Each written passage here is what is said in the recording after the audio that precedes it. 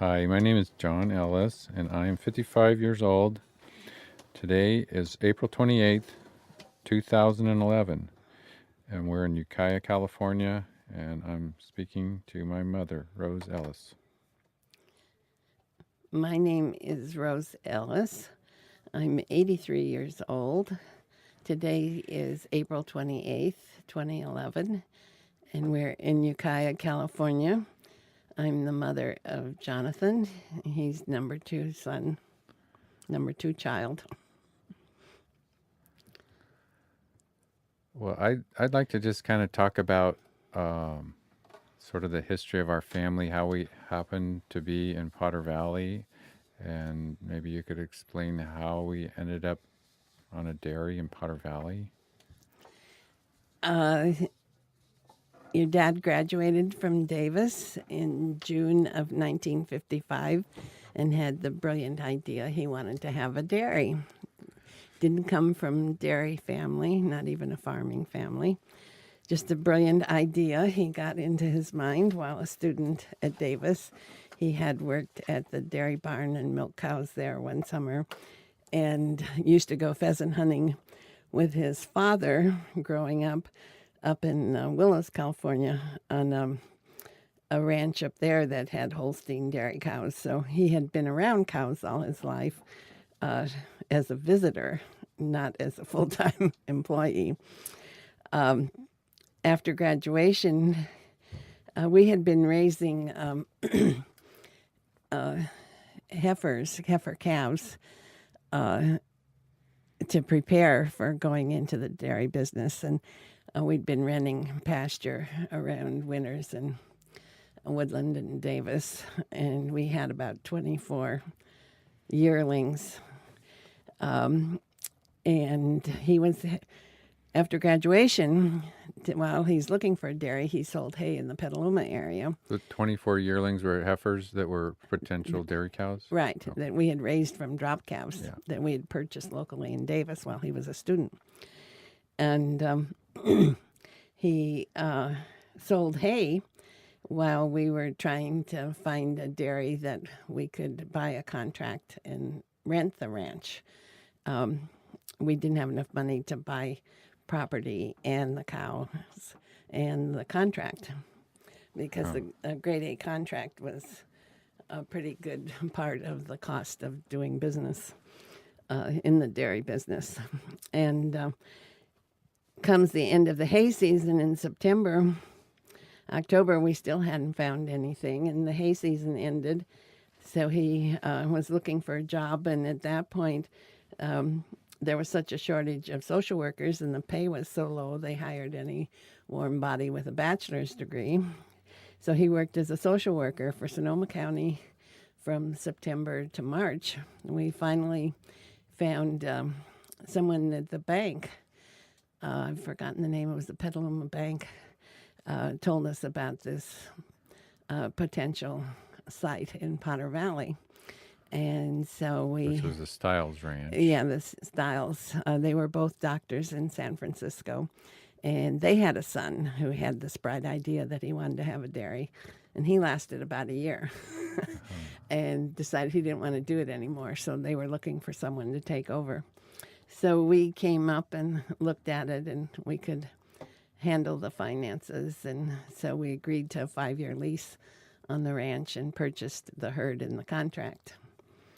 So we moved to Potter Valley. You were 4 months old. Matthew was 3.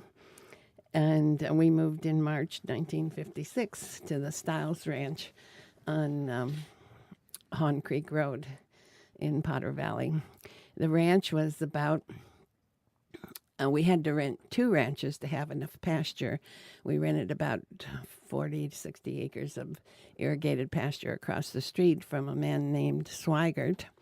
And our ranch had probably only about 15 acres of irrigated pasture that we irrigated with sprinklers. The you two guys had a lot of fun riding around on the trailers. as we would move the sprinklers. So I remember that there wasn't a lot of pasture, and I remember the sprinklers. And how much irrigated pasture did we have across the street at Swigert? I think that was 40 to 60 acres. And then occasionally we would rent extra pasture from Lloyd Hughes north of us on Hawn Creek Road. The Dickey place? No, Bill Pauley's place. No. It was Lloyd Hughes's then. And then one year we rented Herb Pickles' place. So we would be running cows up and down the road. People thought we were very weird. I was only, probably the memories I have from there, I was 4 to 5 years old, because before that I probably didn't remember much. But I do remember herding cows down the street. And there was a long, from Swiggert's, there was a long it was a lane, lane in between just both sides of crossed the street. pasture. Yeah, but then sometimes we would have to take them down the road Yeah. to go to Lloyd Hughes pasture. Yeah, there was one we have a movie of where you were with Chuck and Tom and Joe Kay, and you were bringing the cows up from the pasture up to the milk barn, and there's a movie of all these little kids coming up the rear behind the herd of cows.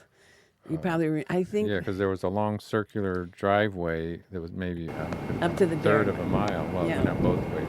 Yeah. Well, the cows came right off the road, up the driveway, all the way to the milk barn, Right. which is a pretty good distance. Probably, Right. probably about 400 yards or something. Yeah, it took a long time. Yeah. And we used to use the horse sometimes to bring the cows in. Rose, I was just wondering, it sounds like it was kind of your husband's idea. Yes, definitely. My father was an Italian immigrant, went to school 3 years in Italy, and my mother went to school 6 years in the United States. And he would come up there and say, "You both have college degrees. Why are you milking cows?"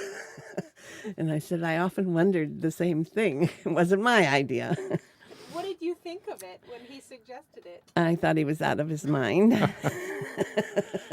But he felt very strongly about it, and we didn't have anything better to do. And so I went along with it. Well, for people that don't know anything about a dairy, you have to milk twice a day. You have to hose out barns 7 at days least a week. once. Yeah, there's no holidays, no vacation, no Christmas. It's all geared around milking cows twice a day. And remember a lot of terms I didn't know what they meant. First calf heifer and cows going dry and blue bag and mastitis. And I remember Pa was, I guess he studied it. He was almost as good as any vet as far as diagnosing cattle and treating them. And Yeah, that was one of his better points. Mechanics was not one of his Yeah. skills, and that's a primary skill when you're running a ranch with old equipment that barely was running. There was a Ford 9D or 9N. Yeah, I remember that. And an old Ford tractor and an old Oliver crawler Yeah, I tractor don't remember that. with a Yeah. bucket, tiny little tractor, and nothing worked very well. And the previous owner had cut all the fence posts up on the hill. The ranch had, I think, close to 200 acres that went back up in the hills, Yeah. back up to Redwood Valley. And they had gone up on the hill and cut all these young saplings and used them for fence posts, but didn't treat them before they put them in for fence posts. And we spent a lot of time chasing cows up and down the road as the posts were deteriorating. And so that was quite an adventure too. The whole 5 years on that ranch was quite an adventure. Well, then also the herd that we got with the dairy, they were mostly, what I heard the stories was that they were half wild. There was calves up in the hills that you couldn't find for months, and And we it wasn't didn't really- purchase those. They had a group of. that was part of like the lease. Yeah, that was. They couldn't sell them to us because they couldn't find them. They must have wandered off someplace in Redwood Valley. So there was 20, 30 head of young heifers that they never did find. Interesting. And it wasn't that wonderful a herd of cows. It had a lot of mixed breeds, and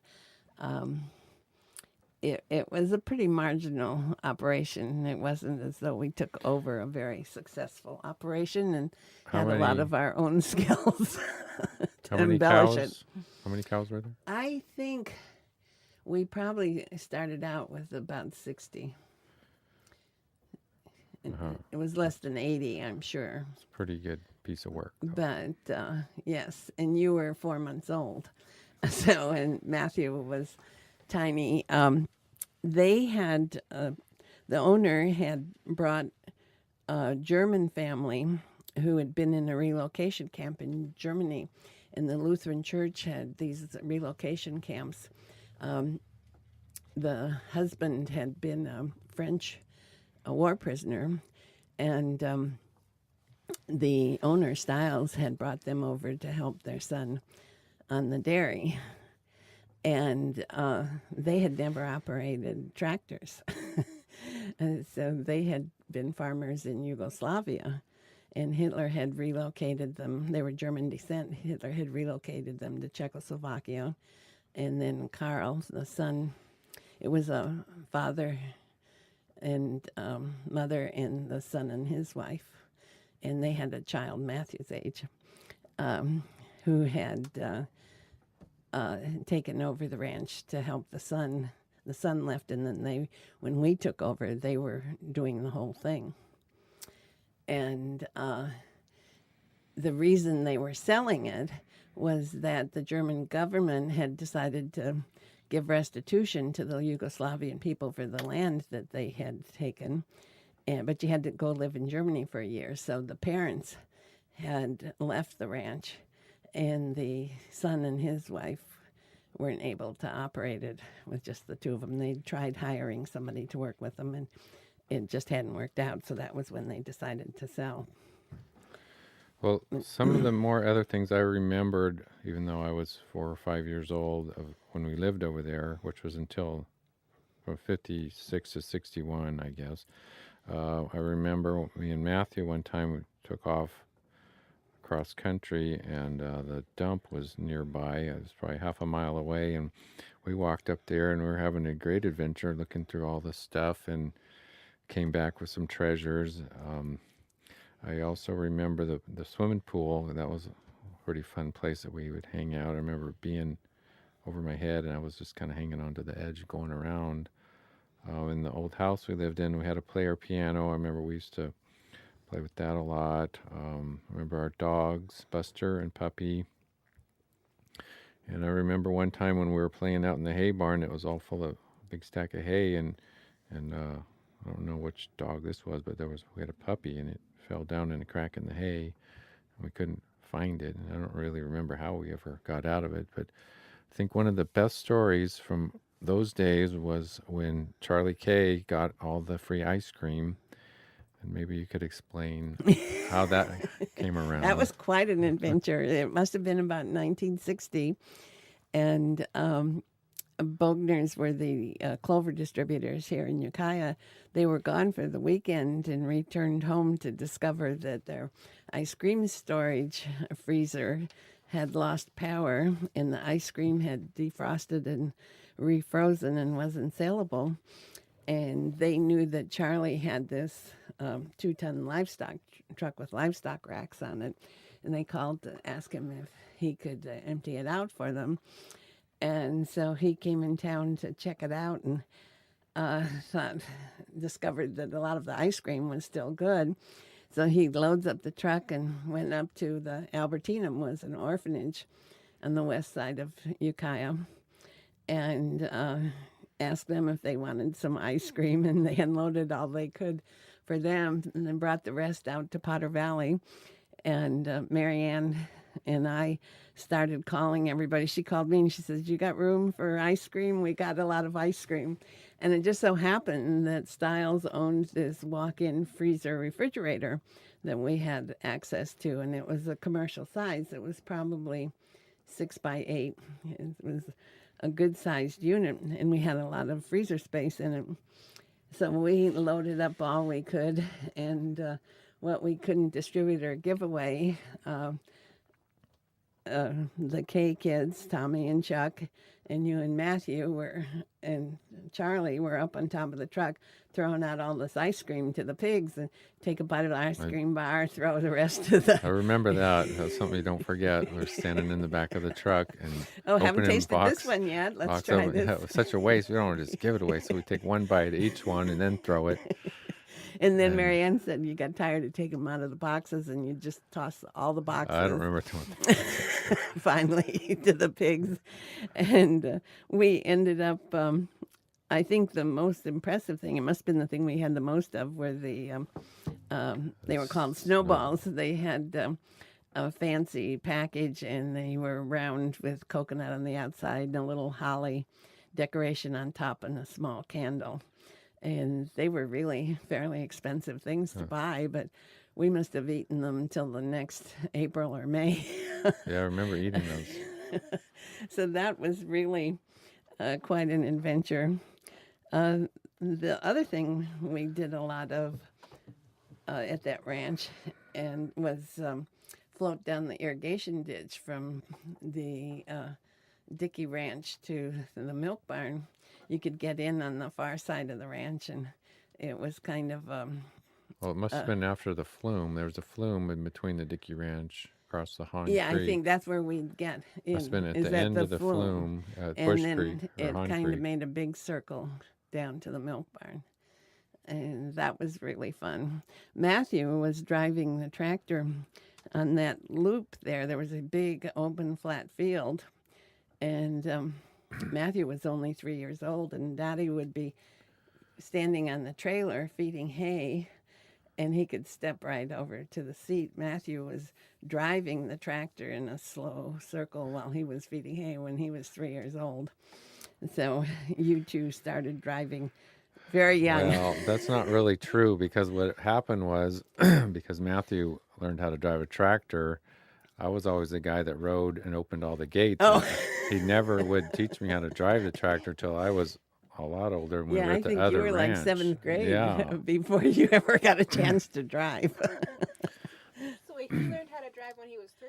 Well, Yes. learn how to steer it anyway. Yeah, it went very slowly, and it was a big, flat, open field. But he was very proud to be able to drive that tractor.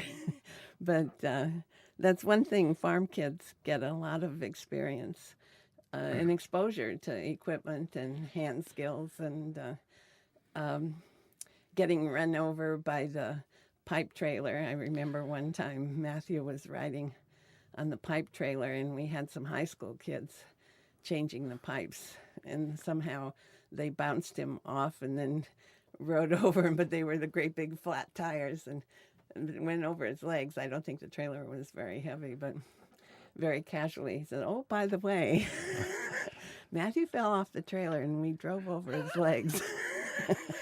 With the trailer, not the tractor. Well, I remember that pipe trailer because I used to ride it too, and it had like a basket in the top for all the fittings and elbows, and Yeah. and I think it was really light. Can you explain what a pipe trailer is? Oh, well, the way we irrigated, there were some places had flood irrigation, but this one we pumped the water and we had sprinkler pipes, and there were like long sections, maybe 30-foot sections of pipes, and so every day you would move them over, say 30 feet, and doing the next run. So it's kind of we just called it changing pipes, and so it was like a ritual you did. Usually they'd run 24-hour set, and then every morning you'd change them over to the next set until you got across the field. But because they weren't square fields, we were always like having to add pipes longer or make them shorter to conform to the shape of the field. And so we had elbows and plugs and different fittings that were in the baskets on the. But a pipe trailer is a real light trailer. It's usually fairly long, and you pull it with a tractor. Just had brackets Yeah. out to the sides that the pipes rested on, so there wasn't a lot of structure Yeah. to it. Fortunately, we might have had a few broken legs. But it was valuable experience because I went on to going through high school, got different jobs changing sprinkler pipes for different people in the orchard or in the cow pastures. I worked for Dr. McChesney on Pine Avenue changing pipe, and also for Av Austin in the changing pipes in the pear orchard. And then some of the places they went to, they thought this was really modern. They had pull hoses, and um, so it was just a long hose, and instead of changing a row of pipes, you just pull the hose to the next row of trees, and you had to roll them up when you had to mow or disc.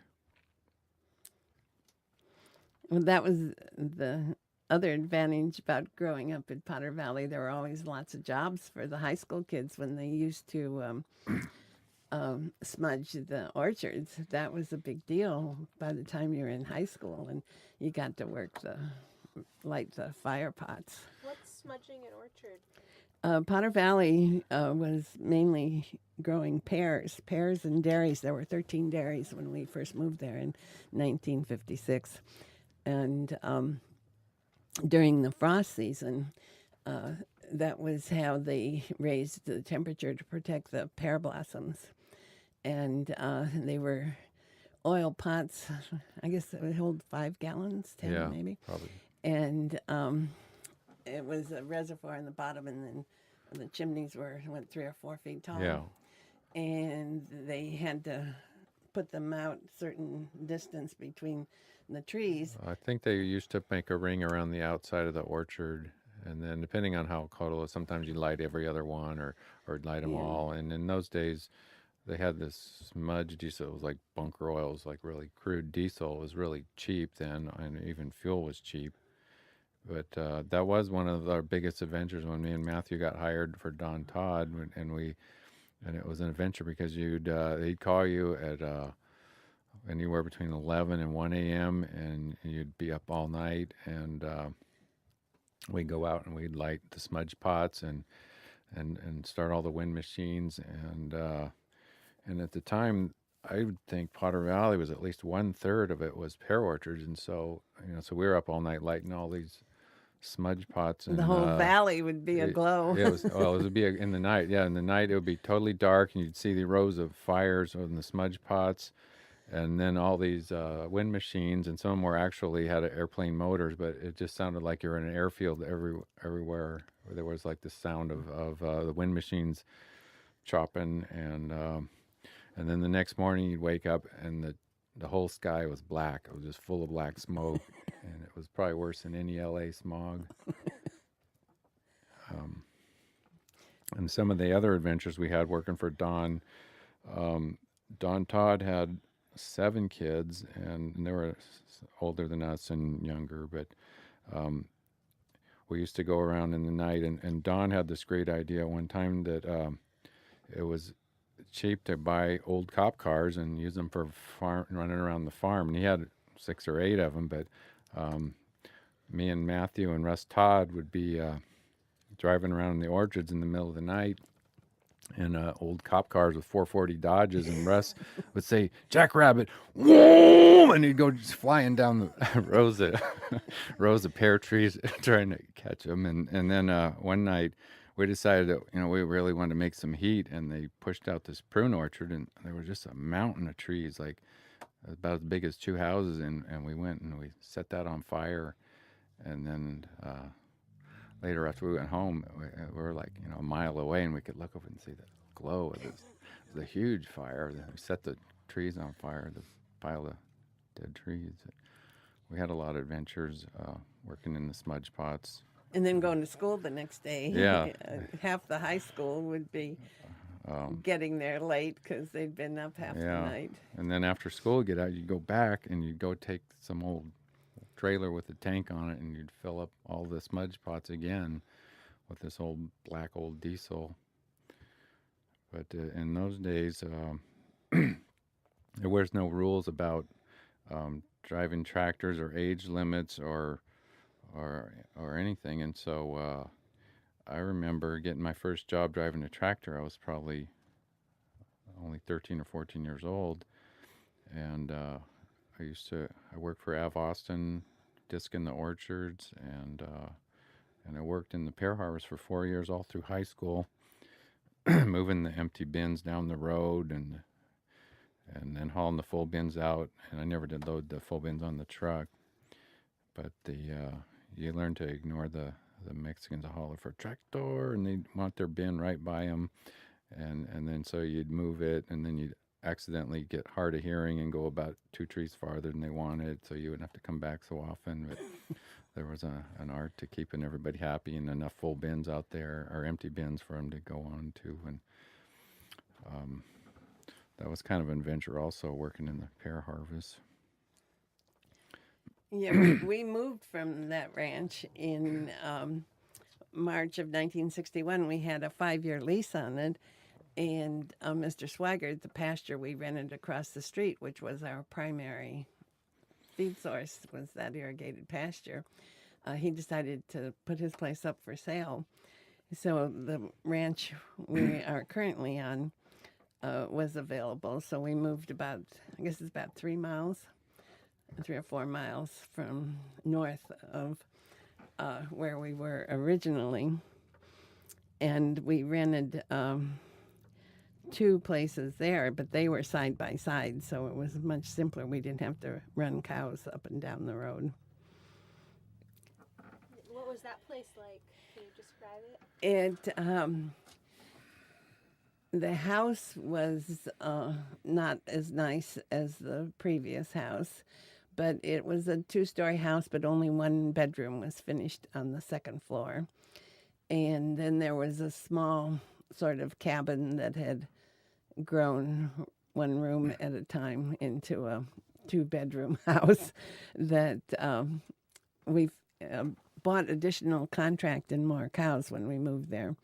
So we went up to 120 cows for a while. I think we mostly averaged around 80 to 100 cows while we were there. And we hired someone to help us milk. Mickey Pearson lived in that house. And it was all at the end of the road up by the powerhouse. It was all irrigated, flood irrigated. So that was a little bit easier to handle. We moved the herd down the road. That was quite an adventure. We had a lot of people on horses and trucks and things, and we moved about 85 cows the 3 miles down the road, and pear orchards on either side of the road going down. So I don't remember how long it took us to do that, but moving from one ranch to the other was quite a trick. It had a better setup for the hay barns, but the milk barn was not quite as convenient. The original ranch had elevated stalls, and you stood on ground level in sort of a pit, so you didn't have to bend over to change the milking machines on the cows. And it was a lot easier and faster to milk. On this ranch, they were a regular stanchion milk barn. It was older, and you had to bend down to wash off the cows. And The new place, we could put like, how many cows would go in there? Like 8 or 10 at a time? yeah, 8, I think it was. And how many in the old dairy? Only 4. That's what I thought. It was But smaller. they had gates, and so you could let them in Yeah. and out one at a time. And they operated on a lever, so Yeah. it was much simpler. And But to run, you didn't have to walk between the cows either. You were Yeah. below them, where in the stanchion barn, you get in nice, wet, rainy weather. You're in between wet cows all the time. in the newborn. In the New on the place. second ranch, and the one where we live on now. But to put 80 to 100 cows through there was a process of 3 or 4 hours, it Yes, seems like, yes. twice a day. Yes. It didn't take quite as long moving them from the pasture to the house, although when we were on the far fields across the river, that was a Yeah. pretty good trek, because we had all of Webb Brown's ranch and all of ours, so there were 2 fields on the other side of the river. So we are near the powerhouse, and that gave us a nice little swimming hole down in the river. A fork of the Russian River comes through the powerhouse and goes across the property. Well, I remember it was Matthew and I's job to go maybe it must have been only in the summer, but to go get the cows out in the field and herd them in, probably for the afternoon milking. And I remember we had Jerseys and Holsteins, and the Jerseys were always in the far corner, the farthest away. And I guess the cows must have stayed in the corral because we didn't only did it for the afternoon. So in the morning they must have been locked in around the barn. I don't remember. Maybe we would let them out. I can't remember that either. I Maybe don't- we let them out in the front fields more. It had to have been closer by because they would only be far away in the afternoon to bring them in for the second milking. Yeah, I don't remember that. I remember when we added the Jersey cows, what a pain in the neck they were. So they came at the ranch we're at now, Powerhouse Road Ranch. we didn't buy. I can't remember when. I don't think we bought those when we first went. Maybe we did. Maybe we bought those from D.G. Thompson, and Mickey had been milking for D.G. So maybe we did buy those when we went on that ranch. And because we'd had all Holsteins and a couple of Guernsey and Durham breeds, some weird breed that Styles had in there that we had eventually gotten rid of. And the milk truck, we had a big stainless steel tank. The milk truck came every day, Yeah. so it have to When we first moved there, we didn't have a tank. had cans. We had cans, and we didn't get the tank Yeah, till, I remember knocking a hole there. Well, I didn't do it. They knocked a hole in the wall to put the big tank. yeah. And so that was probably about 63 when we had to get the tank, because the creamery we shipped to Petaluma Co-op, and the creamery quit accepting cans, so everybody had to go to tank to bulk delivery. Well, I remember it was kind of we just took it for granted, but it was probably a pretty good luxury to go in there and have I don't know how much the thing held. It must have held 600 or 700 gallons of refrigerated milk, and we would go in there with a gallon glass jar and open up the spigot and fill it up and just take it home. And I remember this great idea I had once was this barn had a concrete ramp coming out of the milk barn. And anyway, I don't know how old I was, but I had a tricycle. And so I put 2 gallons of glass jars of milk on the step of the tricycle, and I went down the ramp, but they kept falling off. And then they would bust open, and so I went and got more jars and filled Did it them again. up. And they busted open, and I must have ran out of jars eventually. Yeah, that was quite an adventure. I remember watching that, thinking, "What is he doing?" I thought it was a great idea myself. Yeah, and How did you feel about that after you realized what he was doing, Rose? I didn't think he was that stupid. And he had to have been. We moved there in '61, so you were 6 or 7 by then, old Yeah. enough that he should have caught on at least the first time. Well, it's probably a little old for tricycles too. But Yeah. Well, we had quite a collection. Our daughter, Jody, had mentioned to me her recollection about the dump, that going to the dump was recreation for Potter Valley. It was built while we were on the Stiles Ranch, so they must have started setting that up about 1957, 1958. And it was on the top of a hill. It was the most beautiful view of the valley. A company would come and we'd drive up to the dump to show people what the valley looked like. And on Sundays, everybody would go up to the dump, see what they could find. And they would pick up broken toys and bring them home and fix them and replace wheels. Most of them would have 2 or 3 wheels missing, and we always had a collection of broken trucks that you and Matthew would be piecing together. Well, the dump isn't like now, because at this particular dump, it was a pretty good system as far as we were concerned, because you would go up there and it was free, and it was a real steep hillside, and you just threw your stuff down the bank, and then and so you could also retrieve stuff and scavenge stuff and take it away, and then if you got tired of it, you could bring it back, and it was all free. Right. And a lot of people did You that. never, And I think what they did was pile it along the top, so it was very accessible. yeah, And then the tractor would shove yeah, I it guess they over pushed the it down. edge. So a lot of times people would have things that were still usable and they'd kind of set them aside. So it was always a big adventure to go up to the dump and Yeah, see what you could find.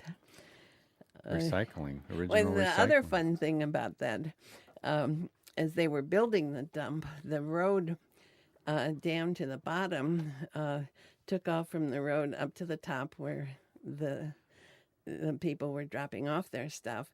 But then they had built an access road down to the bottom, I guess maybe to make the incline or something. But people would be heading for like Pillsbury, coming down East Road, and then instead of turning north at Hopper's Corner, they'd keep going straight past the school and past the Potter Valley store and end up at the dump. And 5 o'clock in the morning, I was there milking cows. Daddy had gone to Williams to pick up hay, and somebody starts talking to me. And he had driven a trailer down to the bottom of the dump and discovered he wasn't in like Pillsbury. It was asking if there was any around who could help get him out. So there were a lot of adventures with that. I think the most impressive thing about growing up in Potter Valley was the fact that all of you went from kindergarten. Well, you didn't have kindergarten. Kindergarten didn't start until the third child. I think. Did Tigger have kindergarten? Maybe it was the fourth Yeah, I even. don't know. But went to school clear through 12. high school, all 4 years in the same buildings that all 5 kids attended the very same school buildings. And many of the students in the class had been together from first grade clear through high school. And I think in Nathaniel's class, our youngest son, I think there were 6 or 8 kids who were the youngest child of big families, and there were 8 or 9. I think there were 21 kids in his class, and 8 or 9 of them had been there since kindergarten. So it was a great place to grow up. Everybody did things communally. There were no caterers when there was a wedding or a funeral. Everybody participated, and you knew the whole family. You had relationships with adults as well as kids your own age. Pretty limiting for some things like music lessons and ballet lessons, but certainly learned a lot of life skills that your cousins did get living down the peninsula. It was sort of an adventure to them for Mike and Reed to come up and visit and spend a few the weeks. summer. Yeah. Yeah, in the summer. Some of the things I remember about growing up, and mainly in the summertime, the things we did. We had a ritual of getting truck inner tubes, and we'd float from the Potter Valley Road down to Lake Mendocino, which is 4 or 5 miles, and it took a couple hours. We used to regularly go over the hill to the Eel River and swim. At the time, the sawmill was there, and the sounds I can just remember. We're swimming and over there, and you hear all these noises from the mill. It was a big old steam-powered mill, and there's squeaks and grinds and pounds, and it was had a real atmosphere up there on the Eel River swimming. And then Pa had this idea around 1969 that we should all get trail bikes and ride the national forest, and we eventually did.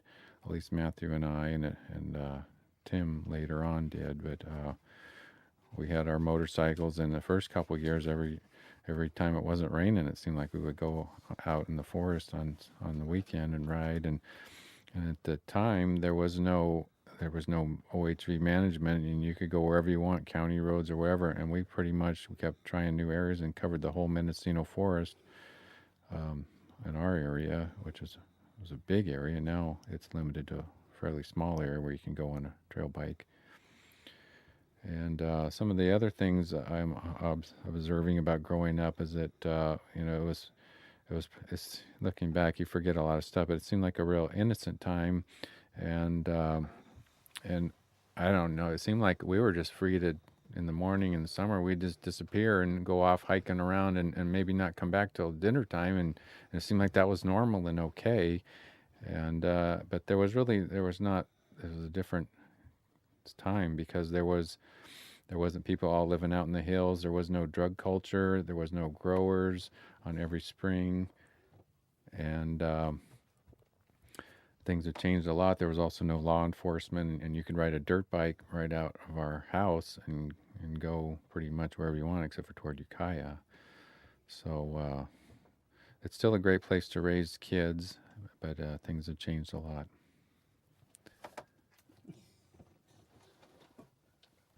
And I'd like to thank you, Mother, for doing this interview.